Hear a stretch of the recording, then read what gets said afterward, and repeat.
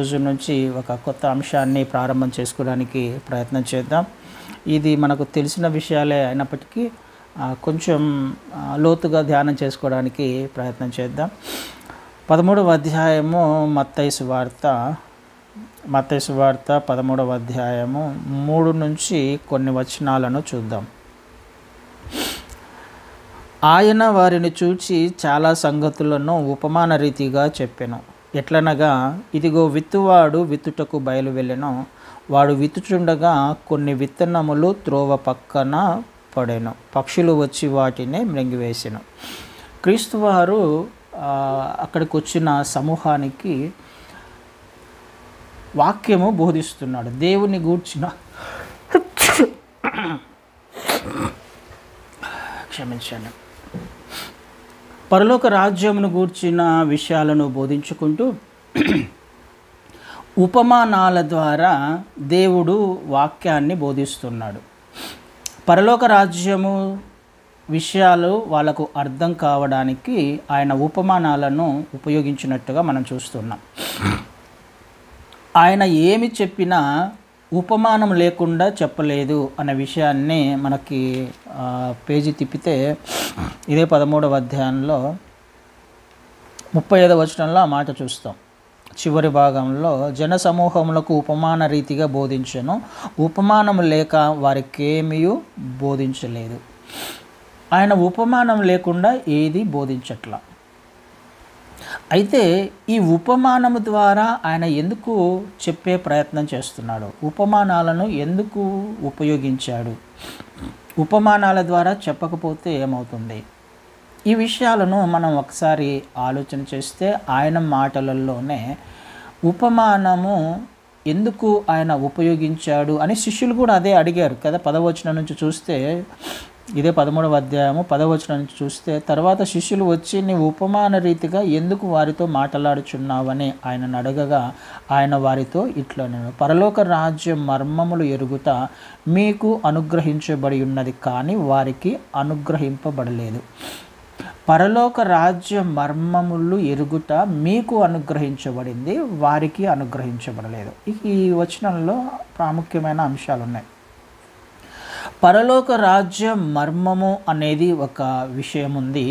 మీకు అనుగ్రహించబడినవి కానీ వారికి అనుగ్రహించబడలేదు. ఇద్దరు వ్యక్తులు కనిపిస్తున్నారు ఇక్కడ. మీకు అనుగ్రహించబడింది, వారికి అనుగ్రహించబడలేదు. అనుగ్రహించబడిన వారు కొంతమంది ఉన్నారు, అనుగ్రహించబడని వారు కొంతమంది ఉన్నారు. పరలోక రాజ్యము గూర్చిన విషయాలు వాళ్ళ జ్ఞానము చేత వాళ్ళు గ్రహించట్లా. ఇక్కడ అనుగ్రహించబడినవి అని అంటే ఇవ్వబడినవి, గిఫ్ట్ అని అర్థం. దేవుని గూర్చిన మర్మాలు, దేవుని రాజ్యమును గూర్చిన విషయాలు గ్రహించడము అనేది దేవుడిచ్చిన గిఫ్ట్. అది మనమేదో తెలివివంతులమని, జ్ఞానవంతులమని, మనకేదో అర్హత ఉంది అని మీరు ఏమీ ఉప్పొంగిపోమాకండి. అయితే అనుగ్రహించబడ్డాయి మీకు.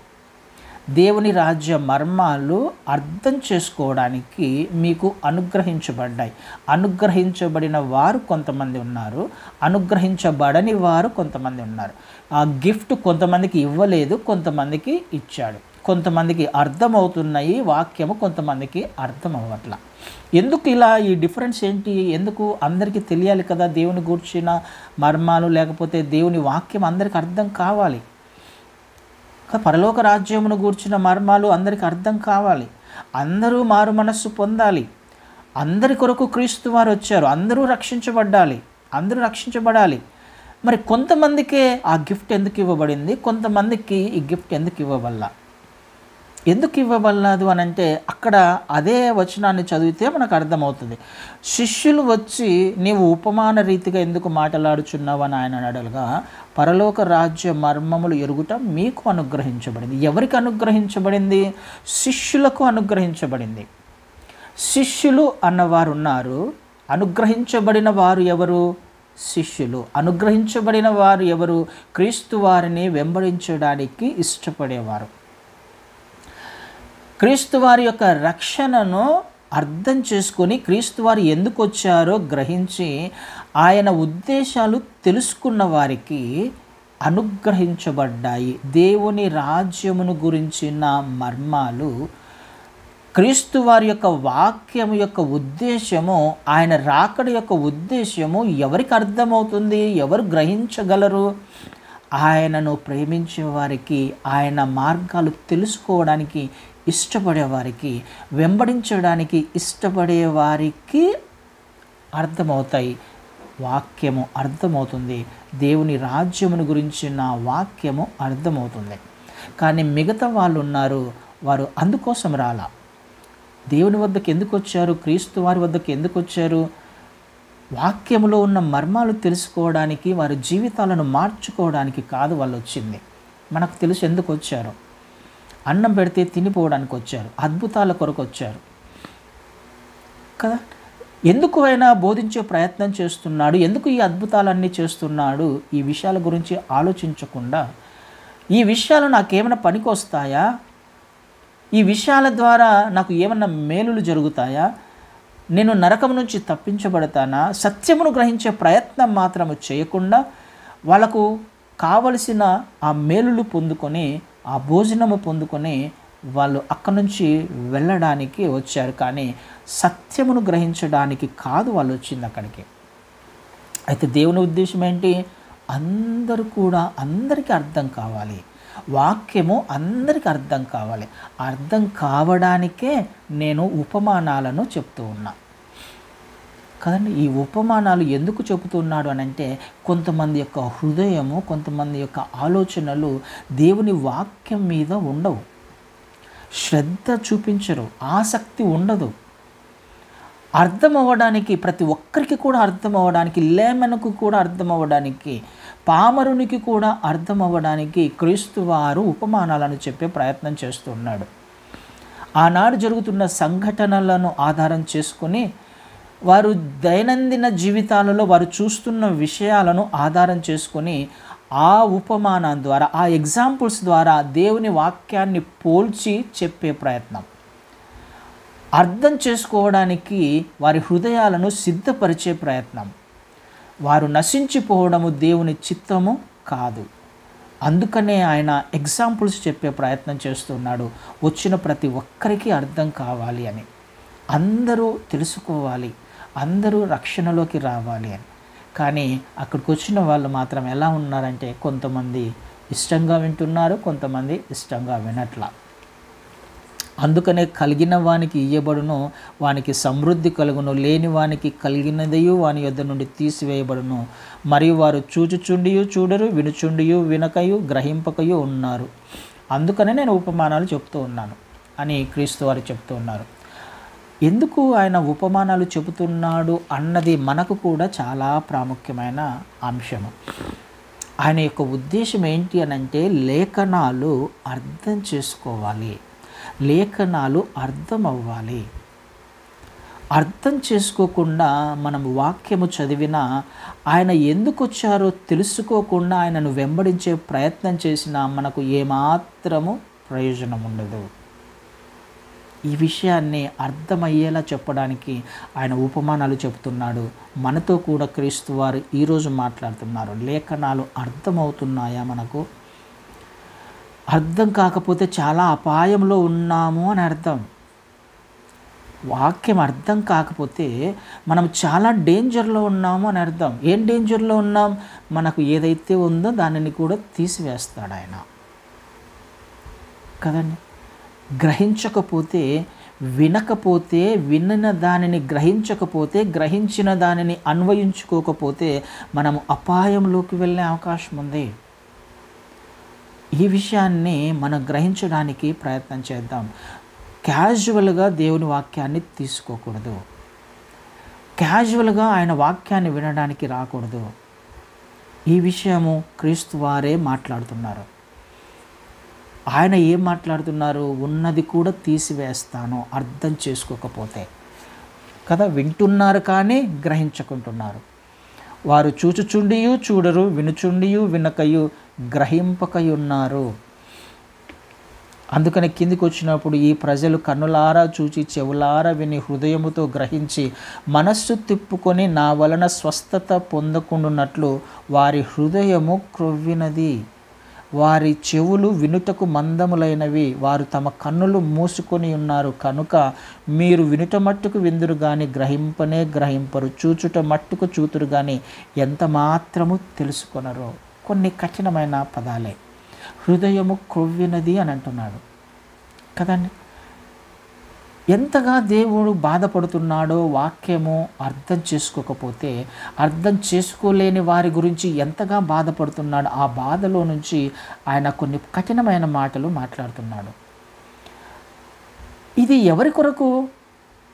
వినకపోతే ఎవరికి నష్టం? గ్రహించకపోతే ఎవరికి నష్టం? అన్వయించుకోకపోతే ఎవరికి నష్టం? స్వస్థత పొందకుండునట్లు అని రాయబడింది. అంటే అర్థం ఏంటి? ఆయన స్వస్థత ఇవ్వడానికి ఇష్టపడుతున్నాడనేగా.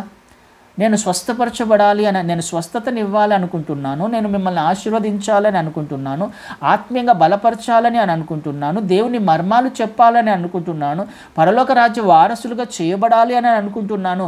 కానీ మీరేం చేస్తున్నారు? అర్థం కావట్లేదు, మీకు గ్రహించుకుంటున్నారు. ఆయన ఉద్దేశం ఏంటి? అక్కడికి వచ్చిన వారి యొక్క ఉద్దేశం ఏంటి? ఆయన ఏం చెప్పే ప్రయత్నం చేస్తున్నాడు? వాళ్ళు ఏం వినడానికి ప్రయత్నం చేస్తున్నారు? వినట్లా, గ్రహించట్లా. హృదయం క్రొవ్వినది అని అంటే అర్థం ఏంటి? ఆ వాక్యము లోపలికి వెళ్ళకుండా, హృదయం లోపలికి వెళ్ళకుండా ఒక లేయర్ ఫామ్ అయిపోయింది అక్కడ హృదయం దగ్గర. లోపలికి వెళ్ళట్లా, సత్యం గ్రహించట్లా. ఇది చాలా డేంజర్, చాలా అపాయకరమైన స్థితిలో ఉన్నారు. ఒకవేళ మీరు వినకపోతే, మీరు గ్రహించకపోతే. అందుకని ఆయన ఉపమానం చెప్పడానికి ఇష్టపడుతున్నాడు, ఉపమాన రీతిగా చెప్పడానికి ప్రయత్నం చేస్తున్నాడు. అయితే గ్రహించకుండా అలక్ష్యముగా ఉన్న వారి గురించి ఆయన మీ హృదయము క్రొవ్వినది అని అంటున్నాడు. మాట వినని వారి గురించి ఆయన హృదయము క్రొవ్వినది అంటే లోపలికి వెళ్ళట్లా, వాక్యము లోపలికి వెళ్ళట్లా, అలక్ష్యం చేస్తున్నారు అని ఆయన కొంచెం కఠినంగానే మాట్లాడుతున్న మాటలను మనం చూస్తున్నాం. అందుకనే వారికి కూడా అర్థం అవ్వడానికి ఉపమానాలను ఆయన ఎత్తి చూపుతూ ఉన్నాడు, ఉపమానాలను చెప్పే ప్రయత్నం చేస్తున్నాడు. అయితే ఈ ఉపమానంలో ఒక విషయాన్ని మనము జ్ఞాపకం చేసుకుందాం. ఏం చెప్తున్నాడు? ఇదిగో విత్తువాడు విత్తుటకు బయలు వెళ్ళెను, వాడు విత్తుచుండగా కొన్ని విత్తనములు త్రోవ పక్కన పడెను. ఈ ఉపమానం మనకు తెలుసు, తెలియని విషయం ఏం కాదు కదండి. చాలాసార్లు మనం నేర్చుకున్నాం, ధ్యానం చేసుకున్నాం, అనేక మెసేజెస్ కూడా విన్నాం.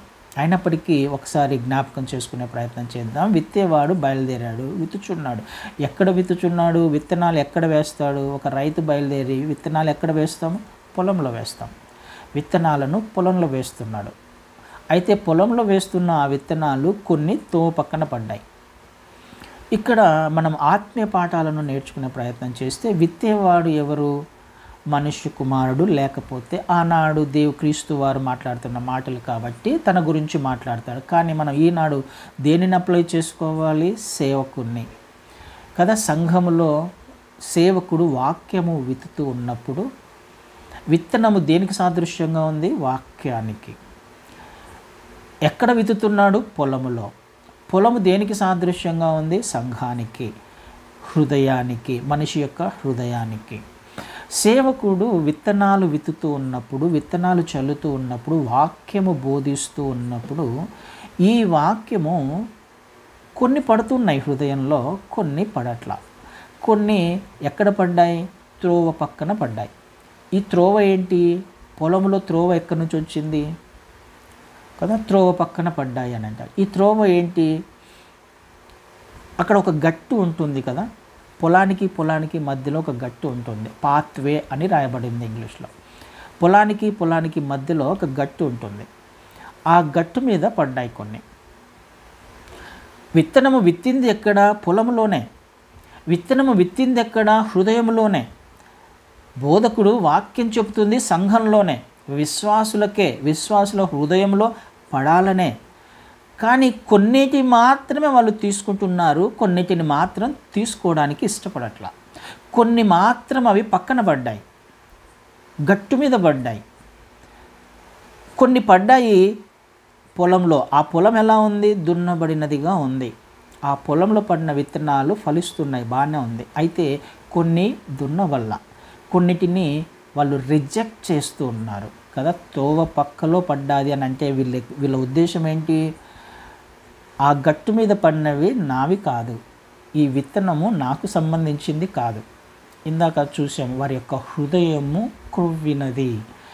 వారు ఆ విషయాన్ని హృదయంలోకి తీసుకోక ఏం చేస్తున్నారు? ఇది నాకు కాదులే, నాకు సంబంధించింది కాదులే, అది గట్టు మీద పడింది కదా, గట్టు మీద పడినది నాది కాదు, ఆ పక్క పొలం వాడిది, నాకు సంబంధించింది కాదు కదండి. కానీ పక్క పొలానికి సంబంధించిందా? ఆ టైంలో చాలామంది కొంతమంది అనుకుంటుంటారు, ఈ వాక్యము ఫలానా వారికి అయితే బాగా సెట్ అవుతుంది, ఫలానా వ్యక్తికి అయితే బాగా సెట్ అవుతుంది. ఒక వ్యక్తి గుర్తుకొస్తారు మనకి.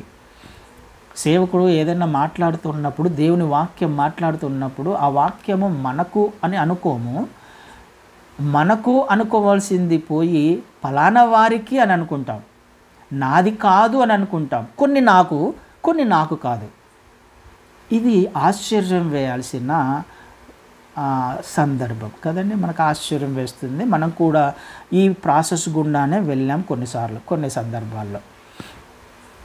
కొన్ని నాకు కాదు ఎందుకు?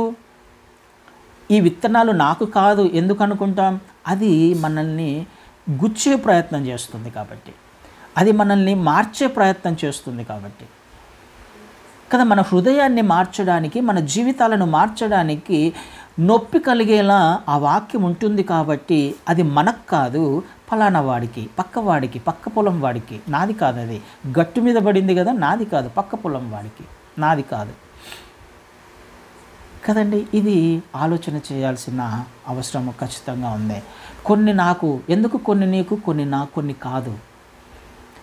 ఆశీర్వదించబడే మాటలు వచ్చినప్పుడు, ఎంకరేజ్ చేయబడే మాటలు వచ్చినప్పుడు నాకు, కానీ నన్ను మార్చడానికి, నా హృదయానికి నొప్పి కలిగే మాటలు వచ్చినప్పుడు నాకు కాదు, ఫలానా వాడికి, ఆ వ్యక్తికి అయితే సరిపోతాయి, సూట్ అవుతుంది. ఇది దేవుడు మాట్లాడుతున్న మాట. అలా ఒకవేళ ఈ మాట నాది కాదు అని ఎప్పుడైతే మనం అనుకుంటామో, ఈ వాక్యము నాది కాదు, గద్దించే మాటము నాది కాదు అని ఒకవేళ ఎప్పుడైతే అనుకుంటామో, అదే అపవాదికి కావాల్సింది కూడా. నిజమే, ఇది నీకు కాదులే, నీకు సంబంధించింది కాదులే అని వాడు ఏం చేస్తాడంట?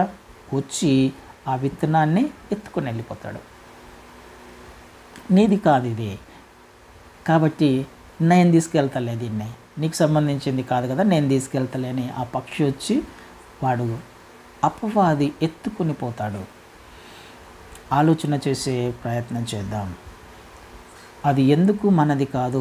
ఒకరోజు మనం కూడా దేవుని వాక్యము విన్న తర్వాతనే రక్షించబడ్డాం. ఎవరో మనకు బోధిస్తున్నప్పుడు ఆ మాట మన హృదయానికి కుచ్చుకుంది కాబట్టే, మన హృదయాన్ని మార్చింది కాబట్టే ఆ మాట ద్వారానే మనం రక్షించబడ్డాం. ఆనాటి నుండి దేవుడు మనల్ని ఎంతగానో బలపరుస్తూ, హెచ్చరిస్తూ, సరిచేస్తూ, ఆత్మీయంగా బలపరుస్తూ ఉన్నందుకే మనం ఈనాడు ఈ స్థితిలో ఉన్నాం. కానీ కొన్ని మాటలు వచ్చినప్పుడు, ఆత్మీయంగా ఎదుగుతూ కొద్దిగా సమయం గడిచిన తర్వాత, నెలలు గడిచిన తర్వాత, సంవత్సరాలు గడిచిన తర్వాత కొన్ని విషయాలు మాత్రం మనకు సంబంధించినవి కాదు. అప్పుడు మనకు సంబంధించినవే, కానీ ఇప్పుడు మనకు సంబంధించినవి కాదు. కొన్ని అలవాటు పడిపోయాం మనం కదా, కొన్ని విషయాలకు అలవాటు పడిపోయాం. నాకు తెలుసు వాక్యము, నాకు తెలుసు జ్ఞానం ఉంది, నాకు బైబిల్ ఏంటో నాకు తెలుసు, ఒకరు చెప్పాల్సిన అవసరంలా. ఈ స్టేజ్కి వచ్చిన తర్వాత కొన్ని విషయాలు అంగీకరించలేం, కొన్ని విషయాలు నాకు కాదు అని అనుకుంటాం, గట్టు మీద పడేలా చేస్తాం, మనంతకు మనమే గట్టు మీద పడేలా చేస్తాం. ఆ గట్టు మీద పడినవి వృధా అయిపోతాయి. అపవాది ఎత్తుకు మళ్ళీ కనిపించవు, అవి ఇక ఆ విత్తనాలు కనిపించవు, అపవాది ఎత్తుకుని వెళ్ళిపోతాడు.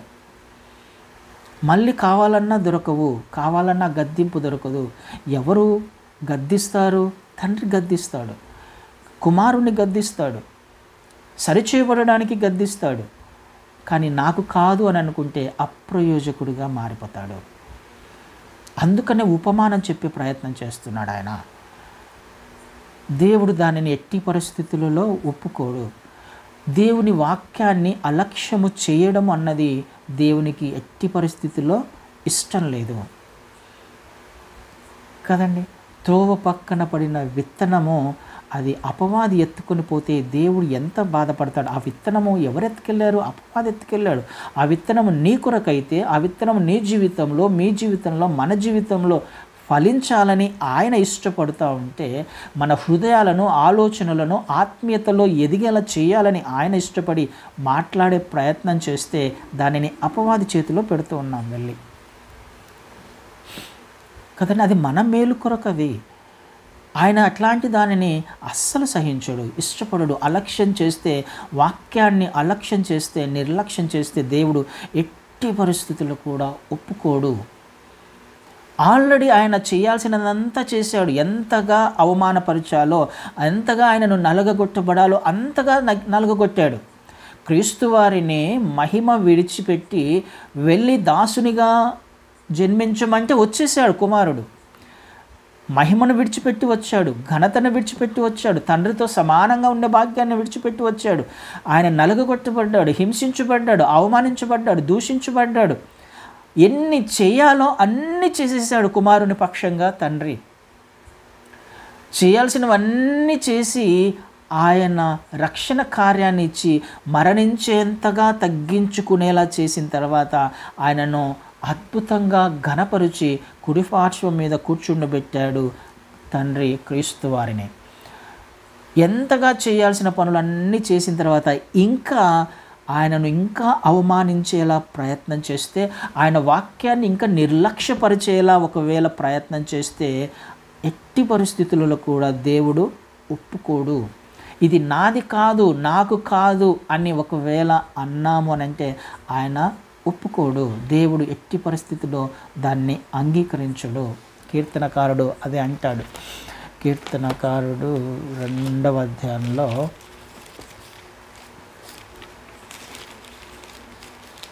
2వ కీర్తన 11వ వచనాన్ని చదువుతాను. భయభక్తులు కలిగి యెహోవాను సేవించుడి, గడగడ వణుకుచు సంతోషించుడి.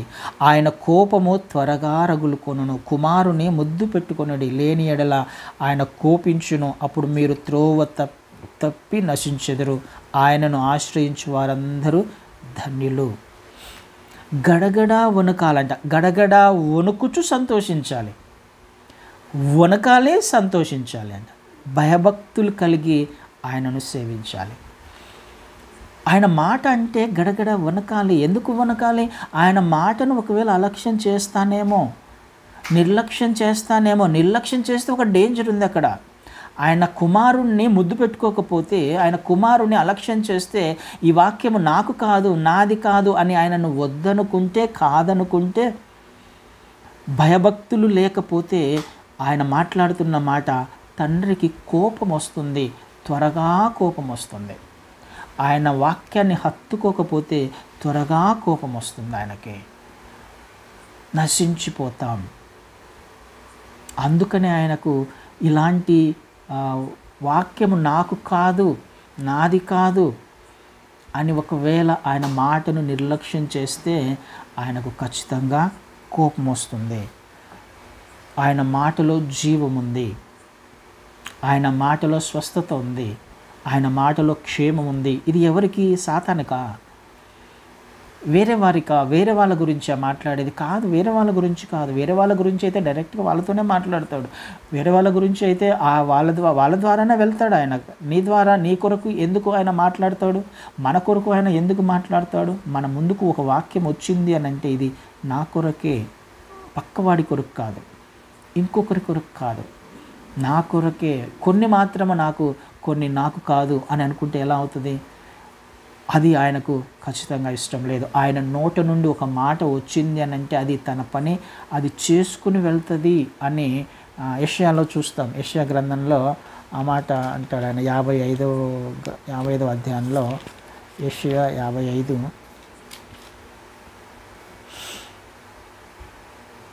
10వ వచనం నుంచి చూస్తే, వర్షమును హిమమును ఆకాశము నుండి వచ్చి అక్కడికి ఏలాగు మరలక భూమిని తడిపి విత్తువానికి విత్తనమును భుజించువానికి ఆహారమును కలుగుటక అది చిగిర్చి వర్ధిల్లున్నట్లు చేయను, అలాగే నా నోట నుండి వచ్చు వచనము ఉండును, నిష్ఫలముగా నా యొద్దకు మరలక అది నాకు అనుకూలమైన దానిని నెరవేర్చును, నేను పంపిన కార్యము సఫలము చేయును. దేవుని నోట నుండి ఒక మాట బయలుదేరింది అని అంటే ఒక ఉద్దేశ ప్రకారం మాట్లాడుతూ ఉన్నాడు ఆయన. ఆయన మాటలో ఒక చిత్తం ఉంది.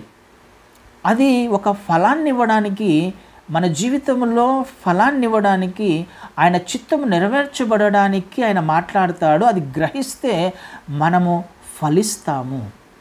దానిని యాక్సెప్ట్ చేస్తే ఎలాంటి వాక్యమైనా సరే అది ప్రేమించేది, క్షమించేది, గద్దించేది అయినా ఏదైనా మన హృదయాన్ని పొడిచినా అది మనం తీసుకునేటట్లయితే అది మనకు క్షేమాన్ని ఇస్తుంది. వర్షము పడినప్పుడు ఏం జరుగుతుంది కదా? వర్షం పడినప్పుడు ఏమవుతుందంటే భూమిని తడిపి విత్తువానికి విత్తనమును ఇస్తుంది, భుజించే వారికి ఆహారాన్ని ఇస్తుంది. వర్షం పడినప్పుడు విత్తేవాడు ఎవరు? సిద్ధంగా ఉన్నవాడు.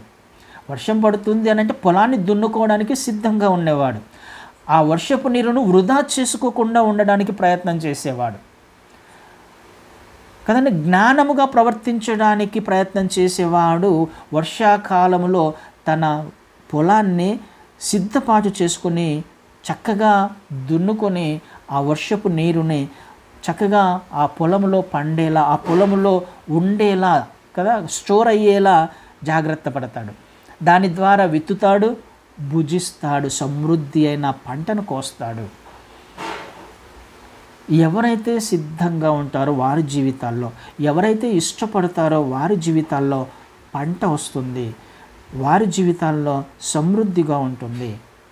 ఇది దేవుడు మాట్లాడుతున్న మాట. ఆయన మాట నిష్ఫలంగా వెనక్కి వెళ్ళదు. ఒకవేళ అలక్ష్యం చేస్తే, ఒకవేళ ఈ రైతు సిద్ధంగా లేడు అని అనుకుందాం, పంట వస్తుందా? పొలాన్ని దున్నుకోలేదు, విత్తనాలు విత్తుకోలేదు, అలాంటప్పుడు ఏమవుతుంది? పంట వస్తుందా? భుజించడానికి ఆహారం ఉందా? బక్క చిక్కిపోతాడు కదా, బలహీనపడిపోతాడు. అలాంటప్పుడు ఏమొస్తుంది? అది కరువు వస్తుంది. వర్షం ఉన్నప్పటికీ, వాక్యం ఉన్నప్పటికీ జీవితము ఆత్మీయంగా బలహీనపడిపోతుంది. ఇది అర్థం చేసుకోవాల్సిన అవసరము ఖచ్చితంగా ఉంది. ఆయన ఎందుకు అర్థమయ్యేలా చెప్పడానికి ఇష్టపడుతున్నాడు? అందరికీ అర్థం కావాలి. ఆయన మాట అందరికీ అర్థం కావాలి.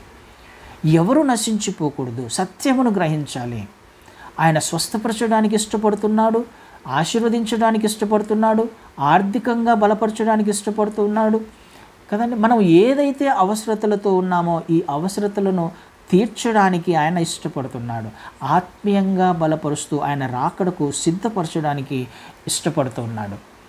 అయితే మనం చేయాల్సిన పని, ప్రతి మాట నాదే, ఆయన విత్తిన ప్రతి విత్తనం కూడా నాదే. అప్పుడు ఫలిస్తుంది అది. అప్పుడు మన హృదయాన్ని సిద్ధపరచుకున్నట్లు. ప్రతి విత్తనం కూడా పక్కకు పోనీయకూడదు కదండి. పక్కగా అది పాత్వేలో పడనివ్వకూడదు దాన్ని. అన్నీ నాకే అని ఎవరైతే ఇష్టపడతారో, ఎవరైతే ఈ రైతు వలె సిద్ధపడి విత్తనాలు వేయడానికి ఇష్టపడతారో వారి జీవితంలో ఆత్మీయంగా బలపడే అవకాశం ఉంది, సమృద్ధిని చూసే అవకాశం ఉంది. ఆలోచన చేద్దాం, ఎలాంటి నేలను కలిగి ఉన్నాం, ఎలాంటి విత్తనాన్ని మన హృదయంలో కలిగి ఉన్నాం. దేవుడు ఇస్తున్న ఆ విత్తనము మన హృదయాలలో ఫలించేదిగా ఉందా లేదా? ఆయన మనల్ని అర్థం చేసుకోవాలని ప్రయత్నం చేస్తున్నాడు, మనకు అర్థమయ్యేలా చెప్పడానికి ప్రయత్నం చేస్తున్నాడు. ఈ వాక్యము మాత్రమే మన జీవితాలను బాగు చేస్తుంది. ఈ వాక్యము మాత్రమే మన జీవితానికి జీవాన్ని ఇస్తుంది. దీని ద్వారా మాత్రమే మన హృదయము మారుతుంది. అందుకని ఏ విధము చేతనైనాను వాక్యాన్ని ఎట్టి పరిస్థితిలో నిర్లక్ష్యం చేయకూడదు. ఏ విధం చేతనైనా అర్థం చేసుకోవడానికి ప్రయత్నం చేయాలి. ఆయన ప్రేమించే విధంగా మాట్లాడతాడు, క్షమించే విధంగా మాట్లాడతాడు, ఆదరించే విధంగా మాట్లాడతాడు, బలపరిచే విధంగా మాట్లాడతాడు కదా, గద్దించే విధంగా కూడా మాట్లాడతాడు. ఆయన మాటలే కానీ ఆయన మాట కాదు అని అనుకుంటే మాత్రం మనమే నష్టపోతాం. ఆదరించినప్పుడు, గద్దించినప్పుడు తేడా చూడకూడదు, తండ్రిని చూడాలి అందులో కదండి. ఆదరించినప్పుడు నా మాట, గద్దించినప్పుడు నా మాట కాదా? అది నాకు కాదు, ఆదరించినప్పుడు నాకు, ఆయన గద్దించినప్పుడు నాకు కాదు అని అనుకుంటే నష్టపోయేది మనమే.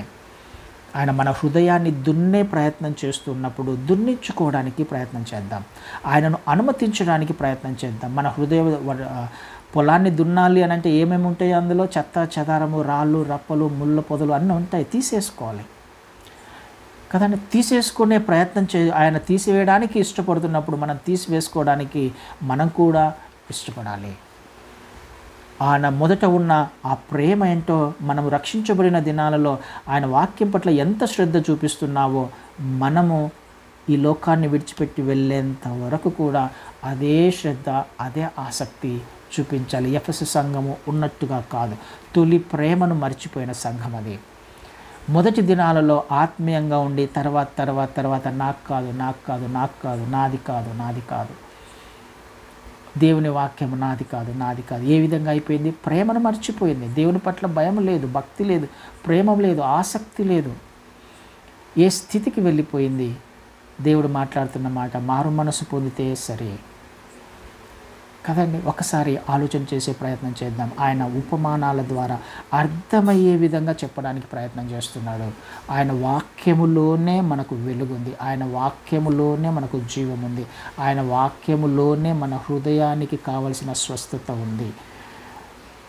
పరిశుద్ధత వాక్యము ద్వారా మాత్రమే కలుగుతుంది కదా. ఉదక స్నానము వాక్యము ద్వారానే ఆయన చేయడానికి ఇష్టపడుతున్నాడు. ఆ స్నానము చేపించుకోవడానికి ఇష్టపడితే పరలోక రాజ్యానికి, నిత్యత్వానికి మనము చేరే అవకాశం ఉంది. ఆలోచన చేద్దాం. ఏ విత్తనాన్ని లేకపోతే ఏ నేలను కలిగి ఉన్నాం? తోవ పక్కన పడిన నేల చాలా డేంజరు, నాది కాదు అని అనుకునే నేల చాలా డేంజరు. దేవుని సన్నిధిలోకి వెళ్ళి కూర్చున్నామా, ప్రతి మాట మనదే. ప్రతి మాట ద్వారా దేవుడు నీతో నాతో మనతో మాట్లాడడానికే ఇష్టపడుతూ ఉంటాడు. ప్రతి మాటను తీసుకోవడానికి ఇష్టపడాలి, తీసుకొని గ్రహించడానికి ఇష్టపడాలి, గ్రహించి అన్వయించుకోవడానికి ఇష్టపడాలి. అలా లేకపోతే కలిగిన వానికి కూడా ఉన్నది కూడా తీసేస్తానంటున్నాడు. నేను చెప్తున్నట్టు దేవుడు క్రీస్తు వారు చెప్తున్న మాట, కలిగిన వానికే ఇవ్వబడుతుంది. ఎవరైతే ఇంట్రెస్ట్గా ఆసక్తితో వింటారో వారికే ఇవ్వబడుతుంది, వారికే ఆశీర్వాదాలు, వారికే వాక్యము, వారికే ఆసక్తి చూపించని వాని నుంచి కూడా తీసివేయబడుతుంది. ఆలోచన చేద్దాం. ఇది దేవునికి సంబంధించిన వాక్యము, మన నిత్యత్వానికి సంబంధించిన వాక్యము, ఆయన రాకడ సమయంలో ఎత్తబడడానికి సంబంధించిన జీవవాక్యము, మార్గము. ఆ విధంగా నేను సిద్ధపడాలి అంటే ఆయన ప్రతి మాటను తీసుకోవడానికి ఇష్టపడదాం. పక్కవారు గుర్తుకు రాకూడదు, పక్క పొలం వారు గుర్తుకు రాకూడదు, నాకు మాత్రమే అని ఎప్పుడైతే మనం గ్రహిస్తామో, మనల్ని మనం సరిచేసుకునే ప్రయత్నం చేస్తామో అప్పుడు ఆశీర్వదించబడతాం, అప్పుడు స్వస్థతను పొందుకుంటాం, అప్పుడు మనం ఆత్మీయంగా ఎదుగుతాం, అప్పుడు అన్ని రకాలుగా ఆత్మీయతలో ఆయన ఎదిగేలా చేస్తాడు. ఆలోచన చేద్దాం. దేవుడు ఏం మాట్లాడుతున్నాడో వాక్యాన్ని ఒకవేళ అలక్ష్యం చేస్తూ ఉన్నట్లయితే, మనం ఇప్పుడని కాదు, ఎవరో చెప్తున్నప్పుడు కాదు, సేవకుడు చెప్తున్నప్పుడు మాత్రమే కాదు, మనం లేఖనాలు చదువుతున్నప్పుడు కూడా, వాక్యం చదువుతున్నప్పుడు కూడా ఆ వాక్యం గురించిన అర్థం చేసుకోవడానికి, ఎందుకు వాక్యాన్ని పరలోకపు రాజ్యముతో ఆయన పోలుస్తూ ఉన్నాడు కదా. పరలోక రాజ్యం మర్మాంతో పోలుస్తున్నాడు. అర్థం అవ్వలే, ఆ మర్మాన్ని ఆయన బయలుపరచడానికి ఇష్టపడుతున్నాడు మనకి. అది బయలుపరిస్తే నేను పరలోక రాజ్యానికి వెళ్ళగలను కదా. అందులో ఉన్న అర్థం ఏంటో నాకు తెలిస్తే ఆ అర్థమయ్యి గ్రహించి అన్వయించుకోవడానికి నేను ప్రయత్నం చేయగలను. అర్థం చేసుకోవడానికి ప్రయత్నం చేయకపోతే నేను నిత్యత్వానికి ఎలా వెళ్ళగలను? ఆలోచన చేద్దాం. వాక్యంలో జీవం ఉంది, వాక్యంలో ఆయన మార్గం ఉంది కదండి. ఆలోచన చేద్దాం. దేవుని చిత్తం ఏంటో గ్రహించడానికి ప్రయత్నం చేద్దాం. ఆమేన్. అట్టి కృప దేవుడు నీకు నాకు మనకు అనుగ్రహించును గాక.